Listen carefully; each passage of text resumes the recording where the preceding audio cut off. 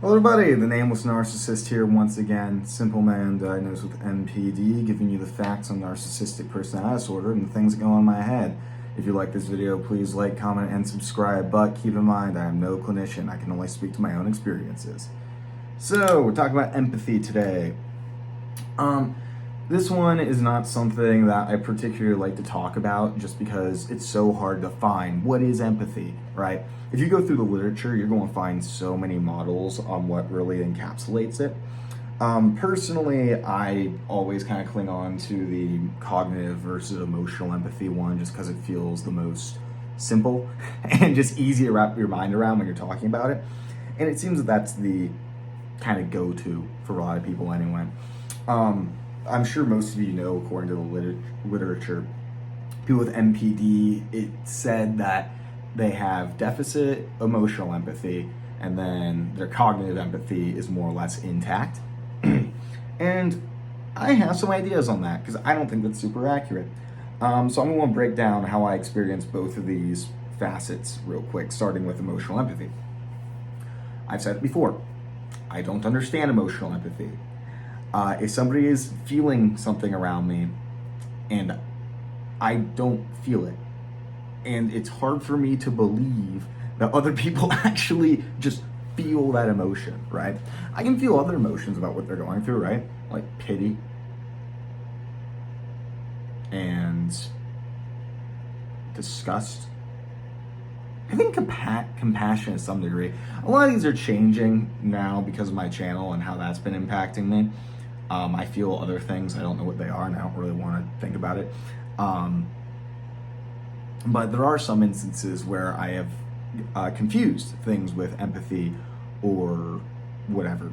I think I feel compassion when I see or hear about a kid being mistreated, right? It's mainly anger, like at the injustice of it, which I guess has to involve some degree of empathy or compassion, I think. But it's really hard for me to really, like, it feels like whenever I don't know what an emotion is, anger just steps up and is like, well, you don't know what the fuck that is, so I'll handle it from here. And I feel a lot of anger towards their caregiver, right? And that doesn't even it's not even unique to kids. Like, old people who are at nursing homes and are being mistreated, like, that really pisses me off. Or animal abuse, like when there's a pet and their owner is like slapping around and stuff. That really fucks me up too. So it seems like whenever a caregiver is responsible for the hurt of whoever they're taking care of, that doesn't seem like a trauma response at all, right? And maybe that's what it is, right? It reminds me of my own trauma, and so it's more of me having a reaction to that rather than a reaction to whatever's going on. But I can see that being almost a segue into more true empathy, right? I'm not sure though. It kind of confuses me. Another time that I might have felt empathy. Well, okay, here's a kind of a funny one. I would hear about like heinous crimes, right? And I get this feeling that for a while I was like, is that compassion? Is that empathy? Like, especially when I was like super younger. As I like think of like, you know, a dude who messes with kids, you know, like in a sexual way. Like, I would hear stories about that, like, especially when I worked in the prison. Like, I could tell you some horrible ones. Oh, God, it just makes me cringe just thinking about it. God damn. But eventually, at first I thought that was, like, compassion, right? And I would feel a lot of anger towards it, too, but I realized that it was because I can't differentiate disgust and anger. I was feeling disgust at the person who was committing those atrocities, I'll say. No wrong, still to this day, some of that anger is still there. But I didn't know that there was a difference between those emotions. But I could feel the disgust portion of it. So I was like, is that compassion? Is that empathy? Because like for a long time, because I knew for a while I didn't have emotional empathy.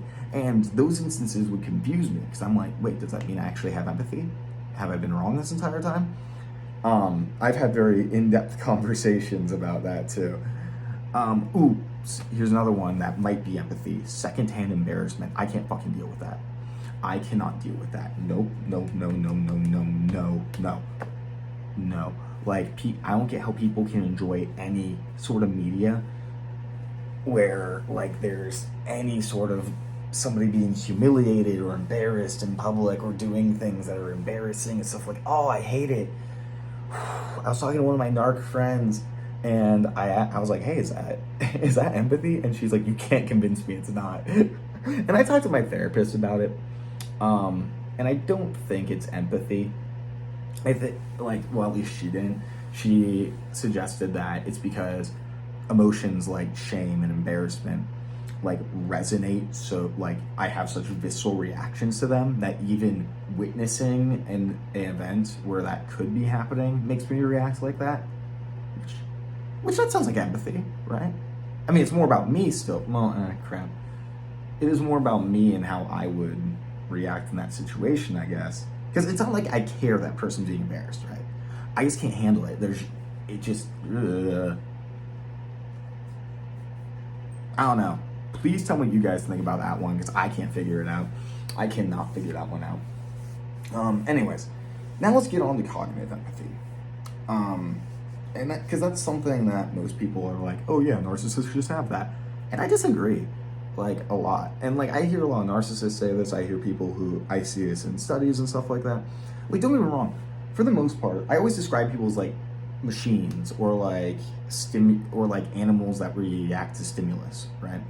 Like, I roughly know what to type in to get out what I want, right? But I don't really know what's going on in there, right? For a long time, I thought most social norms were just like, it's like people didn't act like being nice to people in terms of like, I'm trying to think of a good example, like being sad at funerals and stuff, and like going up to their parents and being, or God, that should have indicated to you what the majority of the funerals I've been to have been like. But yeah, going up to the family and being like, oh my God, I'm so sorry, like, this is so terrible. I thought that was just kind of like, I didn't think emotions happen. I thought that was just like kind of a polite gesture, right? Do you guys feel emotions with that? Because I'm still not sure. Like, I don't really care that they're grieving like that, but it's like, it is sad objectively that this is happening, so I should be polite and do that. Like, things like that. I'm trying to think of other good examples. Or like when you talk to some other people and you're like, oh, like that person is so great, like, and that person's not around. Like, and like, I would never even have the thought to do something like this, but it's like, oh, I love that person so much, it was so great, and like bring them up out of nowhere. And I'm like, that person is expecting that person to tell the other person about the compliment that they gave, so that person likes them more, right? And so basically, I'm acting in social situations with pretty good cognitive awareness of the reaction that people are going to get. I had no clue how wrong I was about a lot of these things until I started this channel, frankly. I'd say things, I'm like, oh, that's normal, I know it's going to be, and then people are like, what the fuck are you talking about, man? And that's why I don't think we have intact cognitive empathy, because I'm projecting literally everything. I mean, hell, and like, even in situations that aren't a completely different way of thinking, like, I'll read into the ways that people act around me, assume it's about me, and then like lash out because of that. I don't really think that would count as good cognitive empathy. And it kind of confuses me why people do think that. Like, we take almost everything as a personal attack. We think everybody's trying to manipulate all the time. Like, I would say we have better cognitive empathy than, like, say, somebody on the autism spectrum, which, not to come at them or anything, but from what I'm aware of, low cognitive empathy for them, and then high emotional empathy. But like, it doesn't, I guess I wouldn't really count it as cognitive empathy, since like our theory of the mind is so all over the place, right? I'm not correctly imagining what that other person is thinking. At least not most of the time. I think that we get pretty damn accurate if it's about what that person thinks of us. Like, I feel like I can kind of tell almost immediately based on somebody's body language and their tone and stuff like that if the person likes me. But then again, I feel like I read into it a little bit too much in certain situations. But I don't know. I think I'm pretty accurate with that one. Maybe I have a little bit of bias towards bad, but still. and it's pretty bizarre. And like I really don't like perpetuating the idea of like, oh, we have perfect cognitive empathy but no emotional empathy, because it makes us out to be like, you know, calculated, manipulative monsters, right? Kind of like, I don't know, like a factor one sociopath. I mean, sociopath, Jesus, factor one psychopath. I wouldn't even say that. I wouldn't even say they're like that most of the time. I don't know about most of the time. I don't know. I couldn't put a statistic on it. But like, I couldn't. How do I put it? But yeah, it perpetuates this idea of us being calculated, of us knowing how something's going to affect somebody else and not caring and doing it anyways. Because usually it's like an obliviousness for us, which I think would relate more to a lack of cognitive empathy than of emotional empathy. Rebby from Borderline Notes, she was talking to me once, and she said, I thought empathy, because like apparently a clinician was describing it to her. She's like, I thought empathy for people with MPD was like having your eyes closed, but once like you open the close about what the stuff they're doing is, they do feel bad. And I'm like, well, I feel shame. They don't really feel much other than that.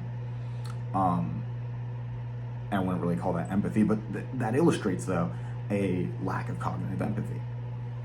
That's just my take on it. That's probably going to be a pretty contentious opinion, but I hope it's received well and I hope it makes sense.